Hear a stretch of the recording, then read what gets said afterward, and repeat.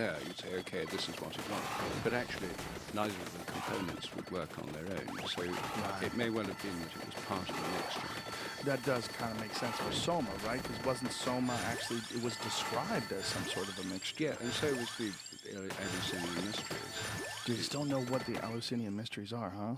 Is there any speculation as to what that was? Graham Hancock has speculations, of course, but I don't know. The ones I've seen would include opium and cannabis as part of the mix.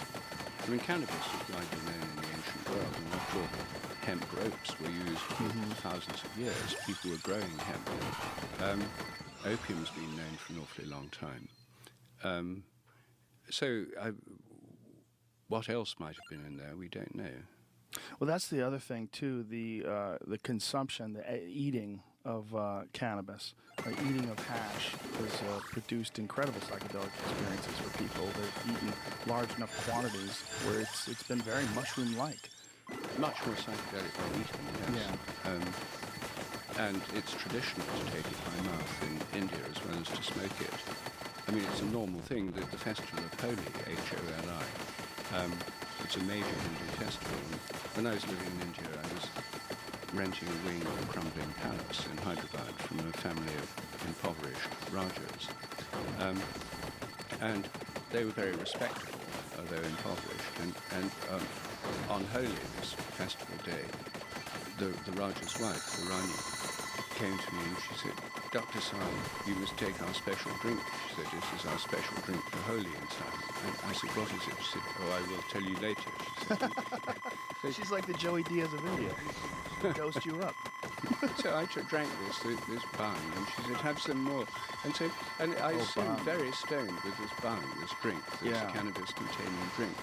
And then everyone was sort of rushing around throwing coloured water at each other. But, I mean, this was a highly respectful, conservative Brahmin family, and this was just part of their traditional way of life, and in the non-smoke, in the drunk form. Wow. As a liquid. The edible form. That's quite amazing. I mean, I often wonder how much different our worldview would be if we had those sort of traditions here in America, because that's traditions and just sort of these cultural norms that we accept, they shape so much of our behavior. They shape so much of how we view the world. And so much of it is just based on momentum. It's just based on what did your grandparents do? What did they teach your parents? And what did your parents teach you? And what's the collective culture of your neighborhood, your community? Yes, exactly. One thing that's just occurred to me, well, there's two things I'd like to ask you. Well, one thing, let me ask you something. I've done a lot of research on the sense of being stared at. I think that this feeling that almost everyone's experienced, the feeling of being looked at, you turn around and someone's staring at you, or you can stare at someone and make them turn around.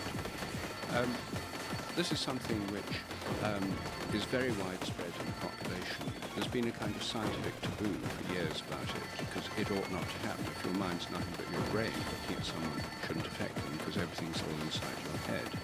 Whereas if when you look at somebody, the image that you're seeing is projected out, as I suggest it is, when I look at you now, I don't think my image of you in 3 dimensions and full colour is inside my head. I think it's where you are.